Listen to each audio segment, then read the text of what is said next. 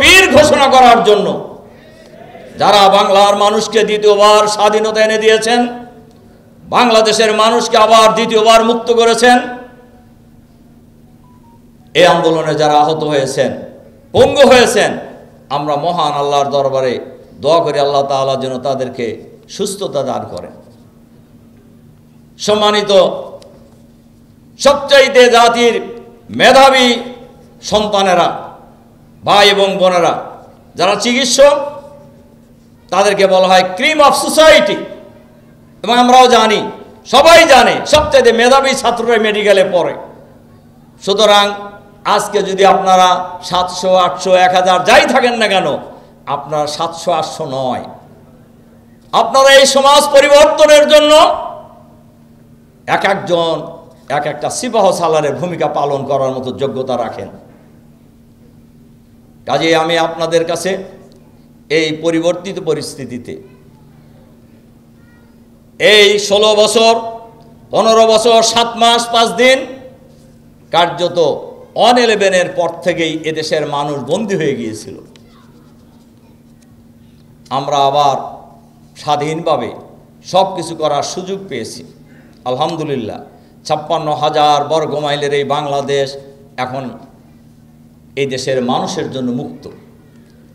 এজন্য আমি আপনাদের কাছে বিনীতভাবেই কয়েকটি অনুরোধ রাখতে চাই। 1 নম্বর অনুরোধ রাখতে চাই, আমরা যারা এই সমাজের সবচাইতে মেধাবী মানুষ, আগামী দিনে দেশ এবং জাতিকে গঠন করার জন্য আপনাদেরকে স্ব জায়গায় নেতৃত্বের জন্য প্রস্তুতি নিতে হবে। 1। 2 নম্বর হলো, আমার জানা মতে ইসলামী ছাত্র আন্দোলন থেকে যারা বিদায় নিয়েছেন, এই ঢাকা মহানগরীর দক্ষিণে এর চারটে আরো কয়েক গুণ মানুষ আছে যারা শিবির করছেন এক সময়, আছে না? কি মনে হয় আপনার এই কয়জনই কি না আরো আছে? আরো আছে। আমার অনুরোধ হলে এদেরকে আমাদেরকে খুঁজে বের করতে হবে। আমি এর আগে মহানগরীর প্রাক্তন সাথী সদস্যদের সম্মেলনে একথা বলছি, মাটির উপরে যত শিবির আছে সব আমরা খুঁজে বের করবো ইনশাআল্লাহ।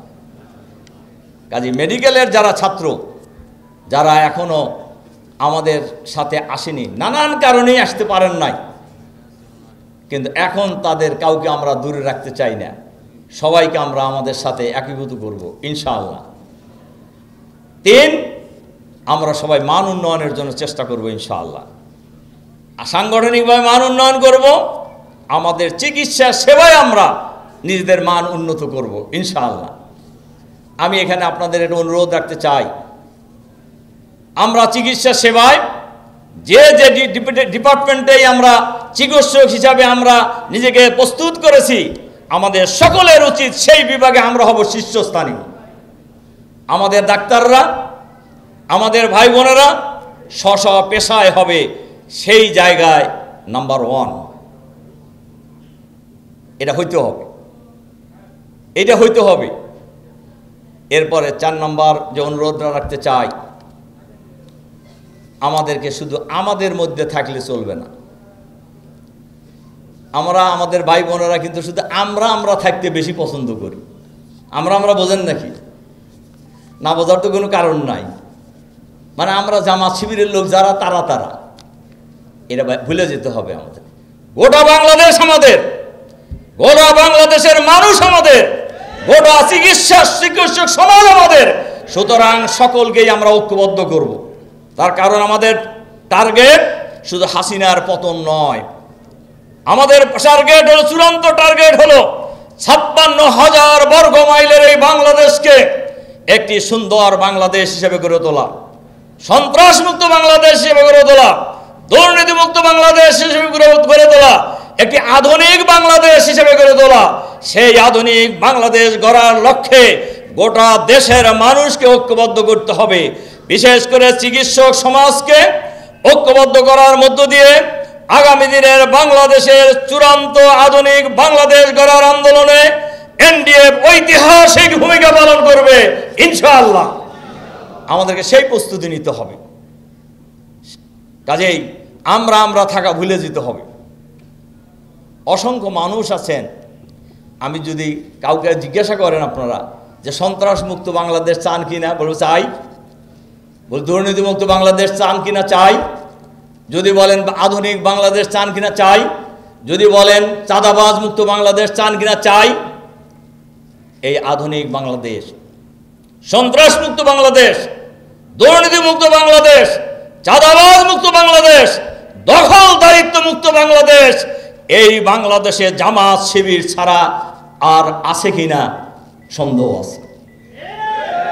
তাহলে আমাদের দিকে মানুষ চায় সেটা সবাই, কিন্তু আসছে না কেন? ব্যারিকেড কোথায়? এই ব্যারিকেড ভেঙে ফেলতে হবে আমাদেরকে। এই মাঝখানের ব্যারিকেড ভেঙে ফেলতে হবে। আমরা গোটা জাতিকে ঐক্যবদ্ধ করবো আগামী দিনে ইনশাআল্লাহ।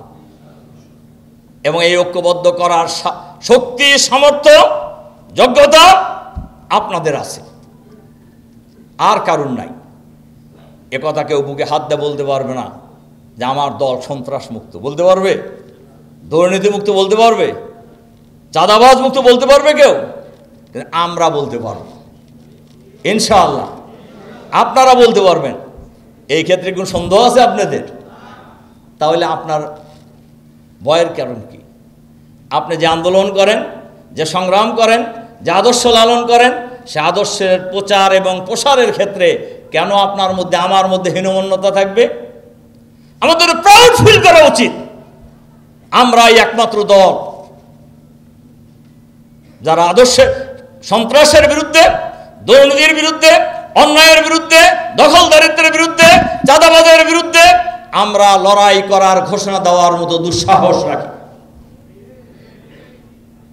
কাজেই আমাদের তো হীনমন্যতার কোনো কারণ নাই। আমরা যে আন্দোলন করি, এই আন্দোলন দুনিয়ার শ্রেষ্ঠ আন্দোলন। যে আন্দোলন করেছেন যুগে যুগে নবী রাসূলরা, যে আন্দোলন করেছেন খোলাফায়ে রাশিদিন, যে আন্দোলন করেছেন সাহাবায়ে কিরাম, তাবেঈন, সলফে সালিহিনগণ। সুতরাং আমরা সেই আন্দোলনের উত্তরসূরি হিসাবে আমাদের এই দেশটাকে একটা সুন্দর দেশ হিসেবে গড়ে তোলার জন্য আমাদের মধ্যে কোনো হীনমন্যতা থাকার কথা নয়, থাকা উচিত নয়, আমি মনে করি নাই। কাজেই আসুন আমরা সবাই মিলে এই দেশটাকে আগামী দিনে সুন্দর দেশ হিসেবে গড়ে তোলার ক্ষেত্রে সবচাইতে মেধাবী যারা, এই চিকিৎসক ভাই বোনেরা আগামী দিনে একটি গুরুত্বপূর্ণ ভূমিকা পালন করবেন।